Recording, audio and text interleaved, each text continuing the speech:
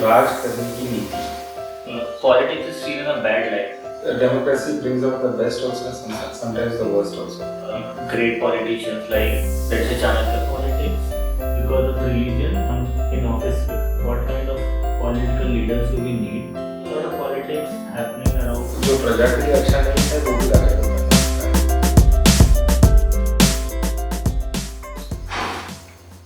Right, welcome everyone. Welcome to the episode 2 of Keeping It Simple with Prashant Rajure. And this topic is about politics. So, when we talk about politics here, politicians come to our mind, right? Like we think about politics, we think about government, we think about elections and all of it. But politics को अगर simple terms में समझना चाहें तो politics का क्या meaning होता है? देखो इसका संस्कृत शब्द है राजनीति. राजनीति है ना. It is the highest of all the Nitish. कि राजा को सब कुछ देखना होता है ना. हाँ, देखिए जो प्रजा के लिए अच्छा बुरा है वो शायद राजा के लिए अच्छा बुरा नहीं हो सकता है ना. देखिए प्रजा के लिए अभी इन करंट पॉलिटिक्स प्रजा के लिए शराब पीना अच्छा नहीं है, लेकिन राजा के लिए सबसे ज्यादा रेवेन्यू शराब से आता है ना. हाँ, आर्म्स प्रजा के लिए अच्छा नहीं है, लेकिन हमारा देश आर्म्स प्रोडक्शन कर रहा है ना. तो जो प्रजा के लिए अच्छा नहीं है वो भी राजा को करना होता है. क्यों? प्रजा के लिए सोर्स ऑफ इनकम होता है, सब होता है, उसी से फिर समाज चलता है ना. तो राजनीति तो मेरे हिसाब से बहुत रॉयल है ना, बहुत मूल्यवान प्रिंसिपल्स है ना, जिससे हम समाज को चला सकते हैं. Right. And when we think about politics, generally politics is seen in a bad light, right? Like whenever you talk to someone and they would use the term that यार वो politics करता है, right? And it's always seen in bad terms. So what is your thought process around it? I don't think so. It is so bad. It is because of some politicians who have gone out of the way. See, democracy brings out the best also, sometimes the worst also. है ना. See, when we have to win, some people then they go beyond. It happens in every field. You have to win at any cost. Right. So in sports field also, some sportsmen resort to taking drugs and performance enhancing substances and things like that. So here also politicians then go out of the way. Now, to win, I need to offer some freebies, I need to give some money, I need to this, and to earn that money, then I have to go through wrong methods.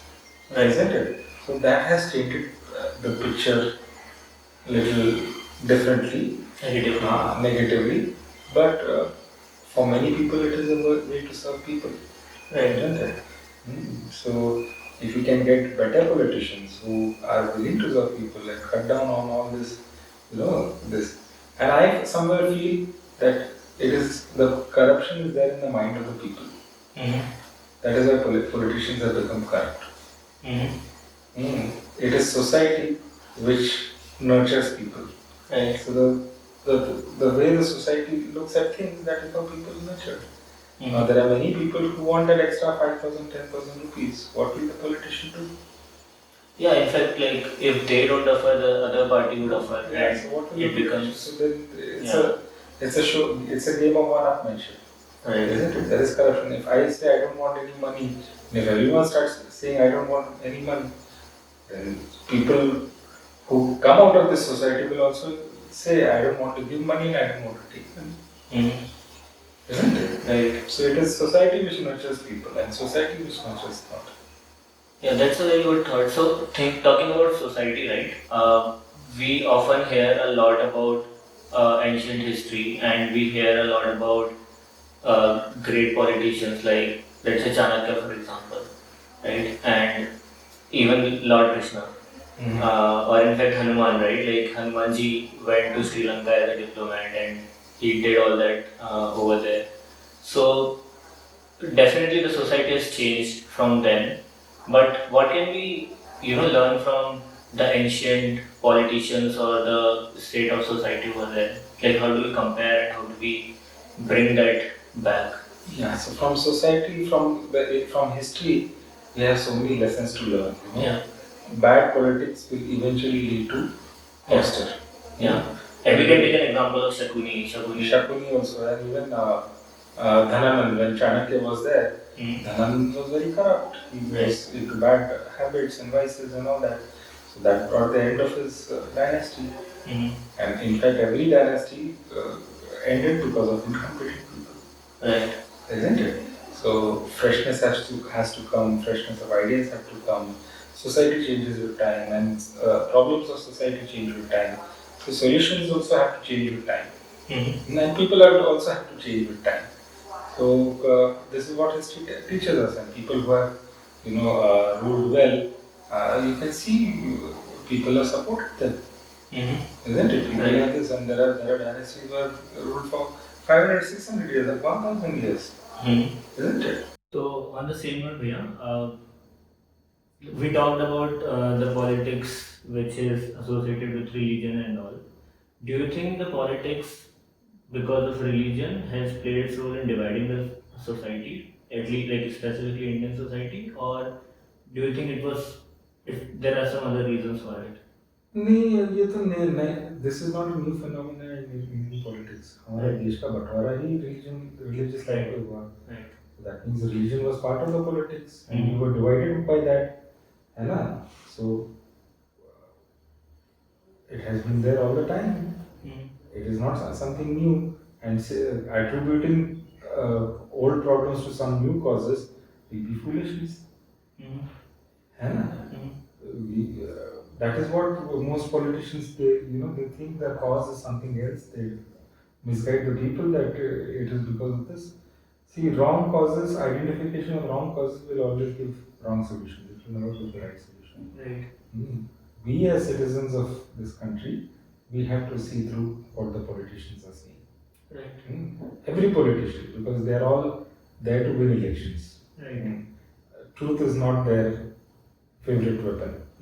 Isn't it? So we have to see what stands and what was the state of politics 30 years ago, 50 years ago, 100 years ago. What was the politics from 1925 to 1947 and after that also? Isn't it? And if we really study history properly, religion was part of the politics even before. Yeah, in fact, like even for like last 1,000 years, probably politics, like religion has been a part of politics in this country. Yeah. I mean, there were different dynasties, there were, so, right.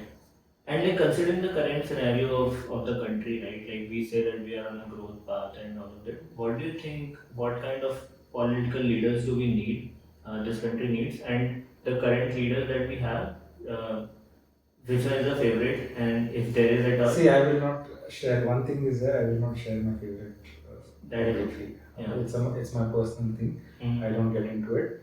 But we require leaders who understand the psyche of the youth first. We require leaders who understand developments in technology. Whether it is only technology or with AI coming and playing a big role, because in the next 10-15 years, these technologies are going to be center stage of our life.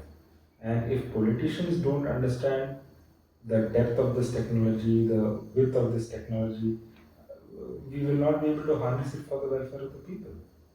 Isn't it? So understanding one, psyche of the youth, of all below 35, 40, and now 50 is also the new youth. Yeah. But understanding the psyche, what they are thinking, what aspirations they have, what are their goals in life, understanding that and using and understanding technology. That will be, I think, the most two important criteria to do this. And I think this narrative of religion, caste, we have to start rejecting it. Right. We, the people, are wanting to get caught into it, and that is why the politicians are feeding us that. Isn't it? We want to be divided amongst Hindu and Muslim. We want to be divided amongst various castes. We want to be divided amongst various classes. And politicians are just using that. But when you say we want to be divided, what does that mean? Yeah. I want politicians to talk about my caste. Okay. in that sense, like they won't. I want politicians to talk about my religion. Right. I want politicians to talk about my class, the poor, the rich, this. But we require politicians who understand technology, who understand the aspirations of the people. And such politicians may be there across the spectrum, isn't it? And those are most important, isn't it?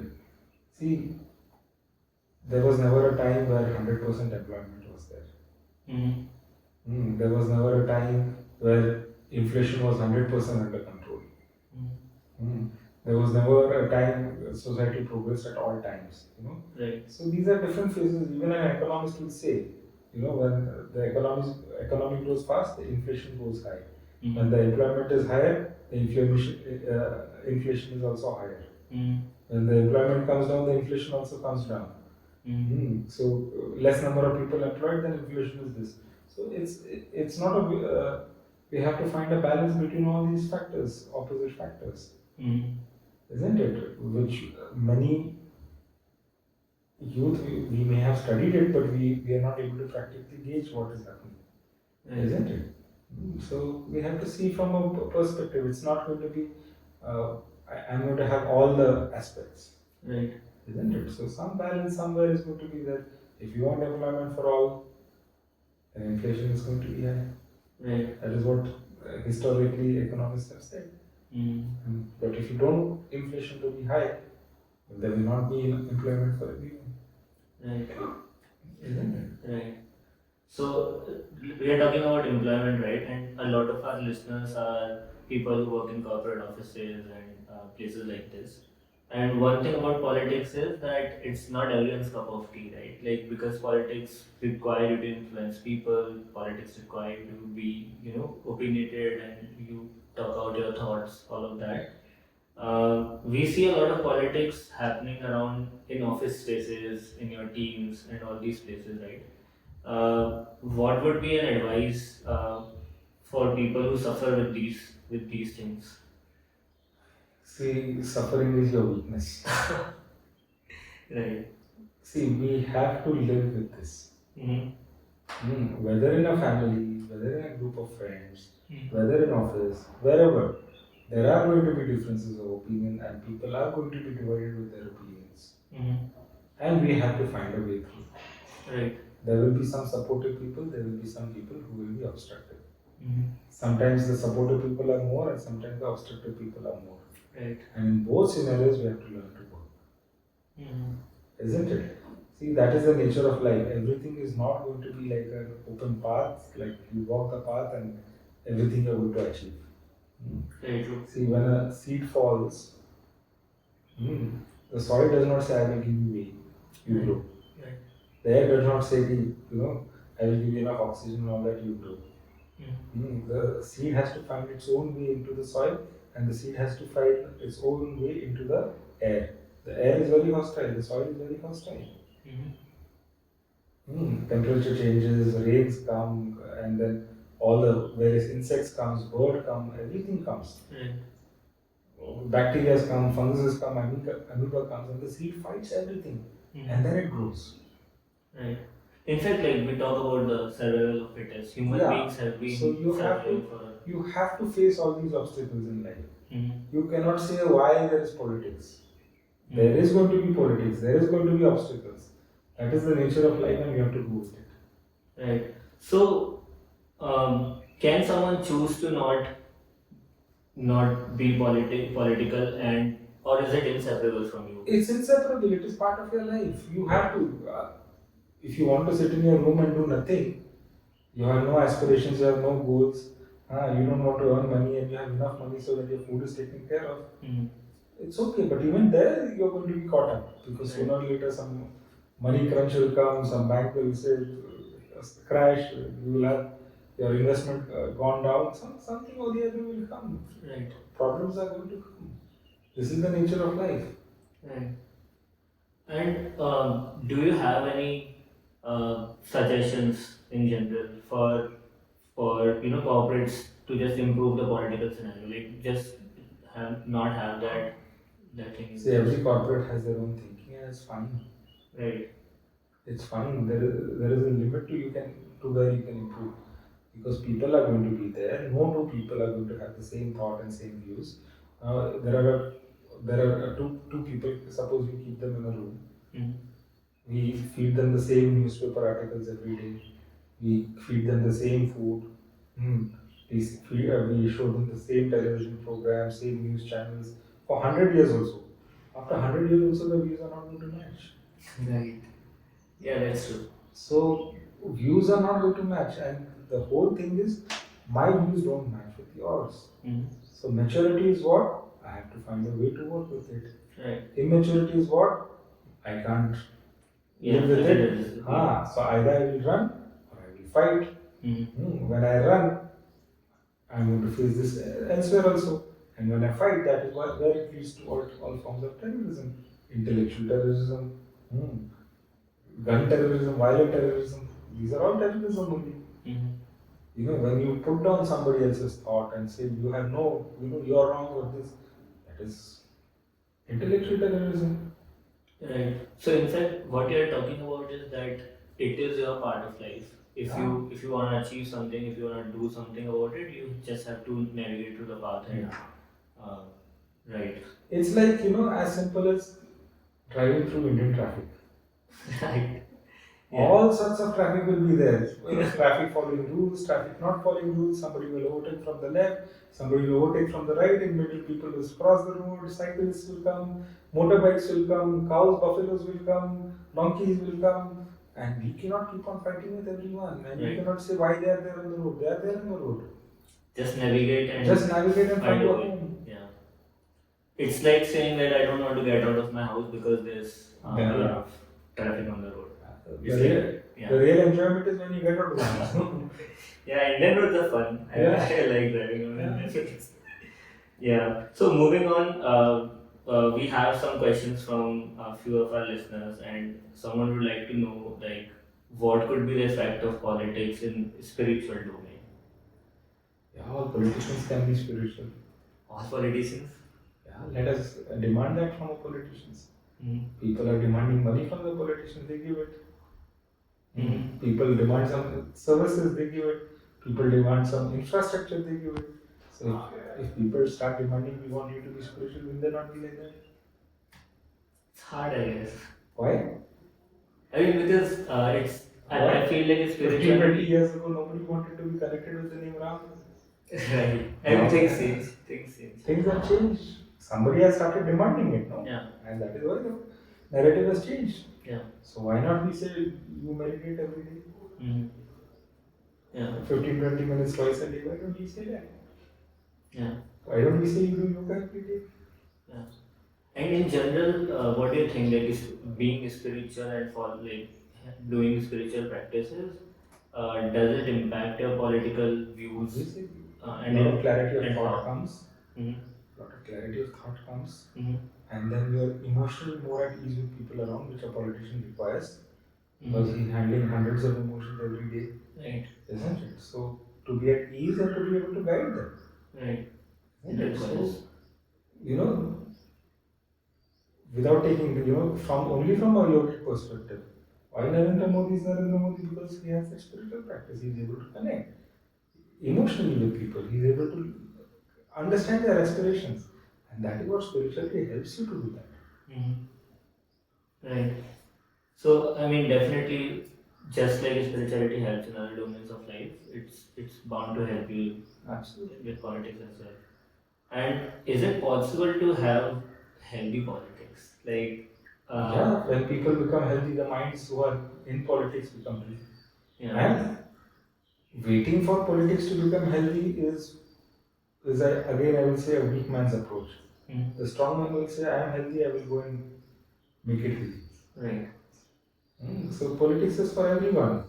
All of us should aspire to be there. Right. And who knows, because of us, the destiny of this place and country and world also might change. You don't know. Yeah.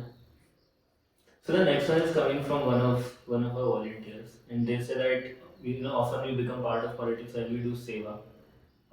Teachers, volunteers have clashes, and this lead to different kind of discussions and debates under the hood. how do you navigate that? This is, as I said, no, It's very it's similar. part of life. Yeah. You have to learn to navigate. Yeah. Whatever it is. Whatever it is. It is part of life. It should not be there. Ideally, there should not be so many things in life, but they are there and we have to find a way to solve. Yeah. Isn't it? Rather than saying why this is like this and why like that. See, most teachers don't have any ill feeling towards other teachers. Right. Isn't it? But disciples or volunteers of teachers may have sometimes. That's fine. What to do? What to do? Yeah. And Gurudev Sri Ravi Shankar talks about yukti, right? So the question is, what is yukti and how do you develop? Yukti is that intelligence to navigate. Right. And But one is meditation. Second is doing seva regularly.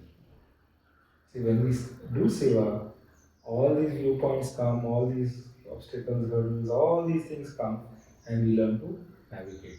One, we can do it directly with our workplace, directly with whatever this, but it comes with its own risk. Because we cannot just rub people the wrong way at work and experiment, or experiment and rub them the wrong way. But when you do seva, there is a field for you to experiment. And when you experiment, you learn the tricks which you can live, which you can apply in other spheres of life. Right. And like just switching gears, moving ahead and talking about future a little bit. We talked about a good leader who needs to understand youth and understand technology. On the similar lines, what is your advice for the youth? A lot of youth these days say that the politics is bad, I don't want to be involved with it. Consider students from 11, 12 standard, right? Like 16 years, 17 years old. You start voting when you're 18, right? A lot of students don't form any political opinion until they are probably late 20s or something. What would be your advice to younger students and people? See, our current youth have a unique problem. When we were young, we learned to take pressure from everywhere, from our parents, from our teachers, from our friends also. But such has been the times now, parents cannot put pressure on the child. Teachers cannot put pressure on the child. And because of that the child is not prepared to take pressure at all. And life is all about handling pressure. Right.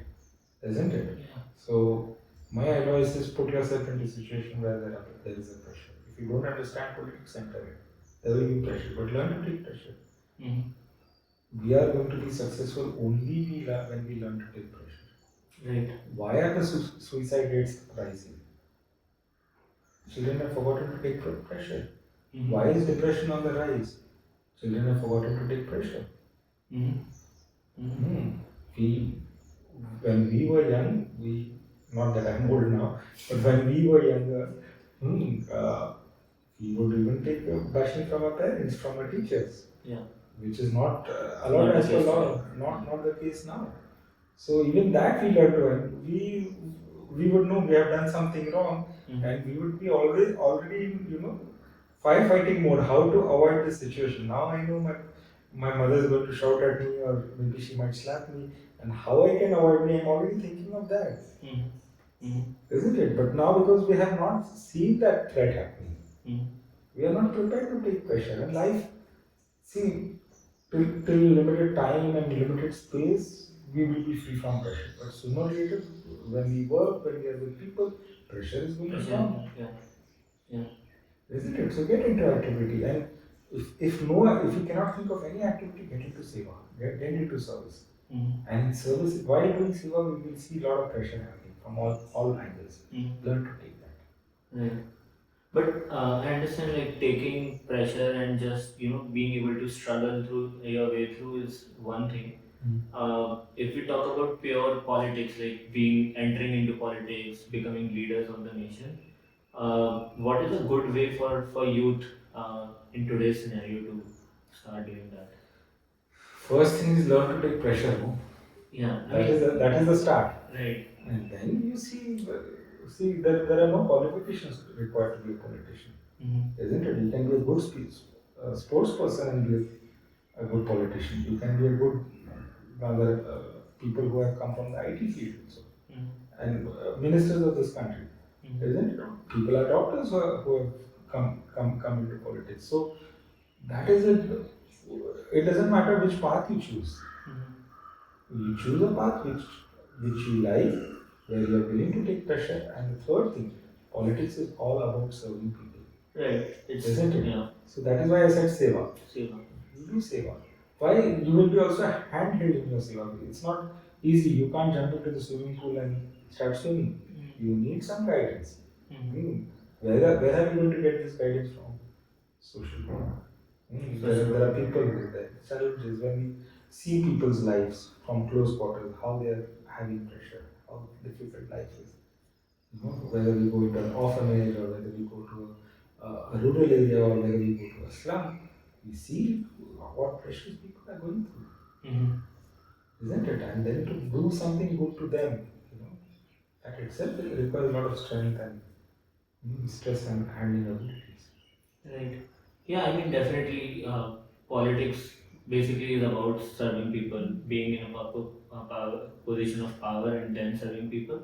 Do you think there is something that we can change in our initial years of education that kind of instill something in people? See, first we need to change the thought process of the child, of the parents first, Right. isn't it? The parents, they don't want to touch the children. They don't want to pressurize the child, and they don't want anyone to put pressure on the child also. Why? Because as children, we were put under a lot of pressure, and we felt that life was not so good, isn't it? So that thought process itself needs to change. A little pressure, little this helps the child. I know of a child who just gave her exams in 10th standard, and she was all over the place close to the examinations. What will happen? What if I don't get good marks? It's better to commit suicide and all that. Suicidal thoughts she went into. Why? Because till now she never learned to take pressure. Yeah. So I think it's important when when you're a child, you get to do a few things by yourself. Go out, learn, fall, do things by yourself. In fact, somebody shared a very interesting story on WhatsApp on social media today. I was very happy, reading the story. There was a banker and there was a school principal. Both were very good friends, and they went to a nursery and bought a few plants, same plants. The banker bought the same plants. The principal bought the same plants. So the banker, gave it the best nourishment, watered it 10 times a day. And the principal didn't water it so much, very little water, did not take too much care, did not give it much fertilizer and all that. And after a few months, if he saw the plants, the banker's plants were lush green, they were, looking very healthy. And whereas the principal's plants were not so lush green, they were looking okay types and things like that. And it so happened that there was a storm. A huge strong storm which lasted for a few hours. And after the storm, they both came out to see, what happened to the plants. So the banker's plants were all blown away, but the principal's plants, they withstood the storm.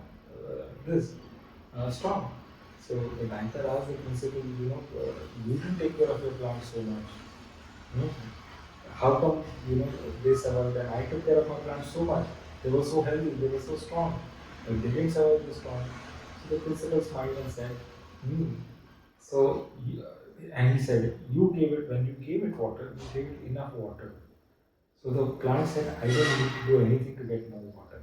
When you gave it fertilizer and all that, you give it enough fertilizer. So what the plant felt, that I don't need to do anything more to get good fertilizer, good nutrition. So because of what? Because of that, what happened? The roots became weak. Yeah. And when I gave water to my this, if it required 100 ml, I gave it only 90. Remaining 10 milliliters, 10% plant water it needed to still find. Because of that, it roots grew stronger. It went deeper to find that extra water. I gave little less nutrition so that the roots found their own nutrition and all that. And in that process of finding all that, they became strong. Right. I mean, I think they very rightly say that you need to be connected to ground, you need to make your way up, and that's when you become a good politician, probably. I mean, someone who hasn't seen a lot of, lot of life of people in general, probably they are not able to empathize a lot with people, and yeah, I mean, probably that's why they don't make a good politician. Yeah. I have just one more final question. I would like to know from a youth's perspective, uh, what would a future politician look like, and what should be their top priorities? I don't have to answer this question. You have to answer it. I mean, isn't it? You have to decide. You are the youth. What type of politician you want to see in your life? Isn't it? Yeah, but what type of politician would you like to see? I am seeing whatever I would like to see, and I'm working towards them. I'm supporting those who seem to work like me, or who are like me, and everyone is doing that.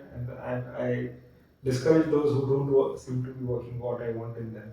So you find out, and every youth can have their own different idea. Right.